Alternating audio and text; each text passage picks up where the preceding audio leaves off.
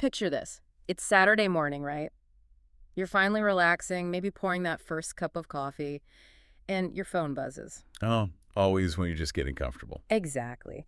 And it's a text from a foreign friend or maybe a colleague from overseas, and it just asks, hey, got any plans for the weekend? Seems like a totally normal, innocent question. Right, totally innocent. But suddenly your mind just goes completely blank. I mean, you know you have plans. You know you're a reasonably interesting person with a life, but the language center of your brain just entirely short circuits. Yeah, the classic freeze response. You are just staring at it, the cursor is blinking, the pressure is mounting, and you panic. And you literally just type two words, I sleep. Oh, man. The ultimate conversational crash and burn. I mean, you hit send and immediately just want to throw your phone right into the ocean. Just to escape the awkwardness? Well, welcome to today's deep dive, because today we're going to figure out how to fix that exact conversational crash and burn. It's such a universal feel. It really is. We are getting into the hidden mechanics of language acquisition today. And to do it, we're tearing apart a very specific blueprint. Yeah, our source material today is a lesson script from a digital English learning platform called the DFY Channel. Right, featuring two instructors, Maya and Leo. And honestly, okay, let's unpack this, because our mission today isn't just to hand you some travel phrases. Yeah, not at all. We are deconstructing exactly how this lesson is engineered to capture your wandering attention, physically force you into active learning, and, like the instructors themselves claim, completely rewire the neural pathways in your brain. Because this specific curriculum, it's really a masterclass in behavioral psychology that is just masquerading as a vocabulary lesson. That is so true. And the way this script opens, it just sets the trap perfectly. I mean, they don't start with a boring syllabus or a polite greeting. They start with the exact scenario we just described. The text message, the panic, the terrible I sleep response. Yes. Then visually, the screen literally shatters like broken glass, and massive red text flashes on the screen saying, boring and awkward. What's fascinating here is the immediate weaponized use of emotional resonance. I mean, Maya's tone in that opening is scripted as rushed and slightly frustrated. Which feels super intentional, right? Oh, absolutely. They are deliberately bypassing the logical prefrontal cortex of your brain. You know, the part that calmly says, oh, I should study my target language today. Right, the rational part. Exactly. Instead, they are hitting you squarely in your social anxiety. Yeah. You're reflecting your own internal frustration right back at you. It's a really visceral reaction. It honestly reminds me of being back in middle school math class. Oh, no, don't bring up middle school math. I know, but you haven't done the homework. You're trying to make yourself invisible behind the kid in front of you, and the teacher calls your name out loud. Yep, the deer in headlights. Yeah. Your cognitive function entirely locks up. You freeze. And not because you lack the underlying intelligence to do math, but because the social pressure of the moment triggers a fight-or-flight response. Your brain literally diverts power away from problem solving just to deal with the perceived threat of public embarrassment. Exactly. And the moment they've activated that feeling of linguistic incompetence in the video, Leo steps into the frame. Yeah, he breaks that black and white visual of the awkward failure with this very steady, commanding tone. Right. He says, stop wasting your weekends. What's your English level really like? They agitate the wound, like the fear of being perceived as boring. And they do that to instantly create a massive deficit that they can then promise to fill. So they create the wound, and then they offer the bandage. The visuals immediately switch to bright, vibrant colors, their logo pops up, and they pitch a free gift. The PDF guide, right. Yeah, called 50 Essential Travel and Weekend Phrases. But they don't stop there. They throw down a gauntlet with a 10-minute diagnostic test right in the video. This is high-level digital pedagogy right here. Because before they ask you to burn any cognitive calories doing the hard work of learning, they hand you something of immediate tangible value. The PDF is the hook. And the 10-minute test is the challenge. I mean, within the first 60 seconds, they have established the stakes, offered a lifeline, and secured your attention in an environment where, let's be honest, most viewers click away after 8 seconds. Which brings us to the actual mechanical reason why we freeze up in these conversations. Because it's not just about anxiety or social pressure, is it? No, not at all. There is a real physical auditory barrier at play here. So what does this all mean for you as the learner? Like, is the problem that we simply don't know the vocabulary? Well, to figure that out, we have to look at the first scenario they throw at you. It's a normal speed blind test. And they do not hold your hand? Not even a little bit. There is background cafe noise, there's acoustic guitar music bleeding in, and Leo role-plays the foreign friend speaking super quickly. He asks about weekend plans. And Maya responds at full natural speed. She says, yeah, I'm thinking of going on a road trip to the coast. I got to book an Airbnb soon before they sell out. And then a giant question mark flashes on the screen. Right, and Leo challenges you directly. He goes, did you catch that? Did she say, I got a book? And obviously, sitting there listening, the answer is no. You didn't hear, I got a book. Not at all. And that proves it is not a vocabulary deficit. I mean, if you read those words on a printed page, you would comprehend the sentence instantly. The barrier is the music of the language. Exactly. Spoken human language is not a series of neatly separated words. It is a continuous, unbroken stream of sound. It's kind of like typing a search query into Google with a typo. Okay, I like that analogy. Yeah, like if your brain is actively querying its database for the distinct dictionary pronunciation of I got a book, but the audio input coming through your ears is the fast, mashed up phonetic string of gotta. Your internal search engine returns a 404 error. Exactly. The file isn't found, so your brain just outputs dead silence. And that 404 error isn't a hardware failure. It's actually a software issue rooted in how adult brains process sound. Wait, a software issue? How so? Well, during childhood, our brains undergo a process called phonetic pruning. We become incredibly efficient at hearing the specific sound frequencies and connections of our native language. But we lose the others. Right. We actually lose the neural pathways required to easily distinguish foreign sounds. When native speakers talk, consonants merge, vowels get reduced to a schwa sound, and entire syllables are just completely swallowed. Like how got to becomes gotta. Exactly. If you haven't physically trained your auditory cortex to map those mashed up sounds to their meaning, you will remain stuck in that AI sleep paralysis forever, regardless of how many textbook flashcards you memorize. Okay, so identifying that the brain is throwing a 404 error is great, but how do we actually update the database? Because simply acknowledging I have a problem doesn't really fix it. No, it doesn't. And this is where the curriculum deploys the shadowing method. They drop you into what they call focus mode.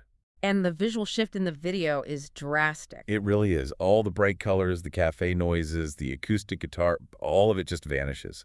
The screen drops into a dark background.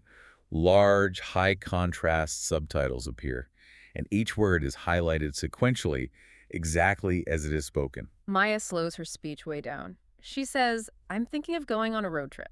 And then a dynamic progress bar appears on the screen, literally counting down 3 seconds. And Leo commands you, the viewer, in this firm, non-negotiable tone. He says, your turn. Speak out loud. It is a violent structural shift from passive consumption to active production. Here's where it gets really interesting to me. I'm looking at this method, and it feels like we are bypassing the internal translation engine entirely. Yes, that is exactly what's happening. Because when we normally listen to a foreign language, we hear the sound, we pause, we translate it into our native language in our head to understand it, and then we try to translate our response back into the foreign language. And if we connect this to the bigger picture of cognitive science, that internal translation engine is exactly what causes you to fail in real-world conversations. Because it's too slow. Because human working memory is incredibly limited. We can only hold about 4 to 7 pieces of information in our active consciousness at any given moment. Wow, just 4 to 7. Yeah. So when you are passively listening and trying to translate word by word, you are maxing out your cognitive RAM. The translation process is clunky. So the friend is already on their third sentence about booking the Airbnb, and your brain is still stuck translating the word coast. Right. By the time you finish translating, the conversation has literally left you behind. But the shadowing method, specifically combined with that strict 3-second progress bar, destroys that lag. Because it forces you to speak. By forcing you to physically articulate the sounds I got a book out loud, under a rigid time constraint, you do not have the luxury of time to translate. The countdown forces your brain to skip the semantic processing phase and go straight to mimicry. You are literally forcing your vocal cords, your tongue, and the muscles in your lips to form the physical shapes of those linked sounds. Yes, you're building a neuromuscular pathway. It's like learning to hit a topspin backhand in tennis. I mean, you can read a physics textbook about the angle of the racket all day long, but until you stand on the court and force your arm to swing at a moving target hundreds of times, your body won't know what to do when the ball actually comes at you. Oh. Exactly. You are shifting the learning from declarative memory, which is knowing a fact, to procedural memory, which is knowing how to perform an action. Like riding a bike. Right, riding a bike is procedural memory. You don't think about balance, you just do it. The dark focus mode removes all extraneous cognitive load so your working memory isn't distracted. The highlighting gives your eyes an anchor, and the 3 seconds force direct physical output. It is highly engineered active learning designed to make the language an automatic reflex rather than, a mathematical equation you have to solve in your head. So building that muscle memory works perfectly in a vacuum. But how do you force an adult learner sitting at home with a million other distractions to actually sit down and do this repetitive, frankly, tedious shadowing work? You need a psychological trigger. Right. And this lesson brings the heat by aggressively raising the real-world stakes. They transition into the second scenario here, which is all about changing plans due to bad weather. You hear the sound of rain, a phone notification chimes. And Leo role-plays the friend saying the weather looks terrible for Sunday. Maya responds at natural speed. She says, actually, let's push it back to next week. I'll cancel the reservation. And boom! Right over the video, a massive flashing red exclamation mark takes over the entire screen. This raises an important question about how adult education competes for attention. Because Leo's tone shifts completely to a serious warning. He's not messing around anymore. Not at all. He tells you directly, if you don't know this specific phrase, push it back. You might show up on the wrong day, waste your money, and completely ruin your whole weekend. Okay, wait, hold on. I need to challenge this approach for a second. Okay, go for it. A flashing red exclamation mark. Warning me, my weekend is completely ruined over missing one phrasal verb. I mean, if I'm using an educational app and it suddenly starts screaming at me that my life is going to fall apart because of a vocabulary word, my first instinct isn't to lean in. My instinct is to close the tab out of annoyance. That's fair. Doesn't this risk totally alienating the user by being overly alarmist? It is absolutely a gamble, I'll give you that. But behavioral science tells us it's a highly calculated one. This is a textbook, surgical application of loss aversion. Loss aversion. Yeah, it's the psychological principle that the pain of losing something is twice as powerful as the pleasure of gaining something equivalent. Okay, so losing $50 hurts far more than finding $50 feels good. Exactly. If Leo simply said, hey, learn this phrase to speak better English, that's a positive gain. But it's abstract, it's weak, it's a nice to have. And a nice to have doesn't stop you from opening Instagram in another window. Precisely. The creators know that at minute 7 of a digital lesson, your attention is actively fracturing. They are competing against the infinite scroll. So they have to hit hard. By framing the lesson around a specific, concrete, painful loss, wasting your precious Saturday and throwing away your hard-earned money, they are microdosing negative reinforcement. It jolts your nervous system. So the flashing red symbol actually triggers a mild stress response. Biologically, yes. It spikes your cortisol and adrenaline. And that spike focuses your visual and auditory attention with laser precision. It slices right through the digital distraction and basically says, pay attention right now or there will be real-world consequences. Okay, looking at it biologically like that, the alarmist tactic makes total sense. It's kind of the digital equivalent of a teacher slamming a book down on a desk in a sleepy classroom. You might be annoyed, but you are undeniably awake. Definitely awake. And it clearly works within the structure of the lesson because the second they give you that jolt of cortisol, they throw you right back into the shadowing method. They don't give you time to complain. No. Before you can even be mad about the exclamation mark, you're repeating, actually, let's push it back to next week, fighting that 3-second progress bar all over again. They channel the stress directly into physical action. They oscillate perfectly between high-stakes motivation and focused, low-distraction practice. They agitate the learner, then give them the exact tool to resolve that agitation. Which brings us to the final and maybe most important piece of the puzzle. I mean, they've scared you into paying attention. They forced you to shadow the sounds. You've survived the 3-second countdowns. You've put in the work. But how do they ensure this actually sticks beyond the next 10 minutes? Because we've all crammed for an exam, passed it, and forgotten everything 3 days later. The script addresses the fleeting nature of memory through what we can call the diagnostic loop. The screen flashes. Test yourself. Yeah, Maya comes back with this incredibly energetic, triumphant tone and says, let's test your brain. And they replay the original full-speed cafe noise conversations from the very beginning of the video, the ones that were total gibberish 10 minutes ago. But this time, you're listening after having done the shadowing work. And the perceptual experience for you, the listener, is entirely transformed. Totally different. It's a massive dopamine hit. I mean, even just reading the script, you can anticipate the satisfaction. The audio that caused a 404 error in your brain 10 minutes ago suddenly sounds crystal clear. You aren't straining to hear it anymore. No, you got it and push it back effortlessly. And Leo validates that exact feeling of triumph immediately. He tells you, much better, right? You didn't just translate in your head, you rewired your English brain. Now, rewired your English brain is a brilliant piece of marketing copy, obviously. But it's pointing to a very real, albeit minor, neurological shift that just occurred. Because of the shadowing. Yes. By forcing your procedural memory to mimic the sounds, you have temporarily strengthened the synaptic connection between the mashed-up auditory input and its semantic meaning. Your brain recognized the pattern without needing the working memory to pause and translate. But the real genius of this curriculum isn't just giving you that feeling of success.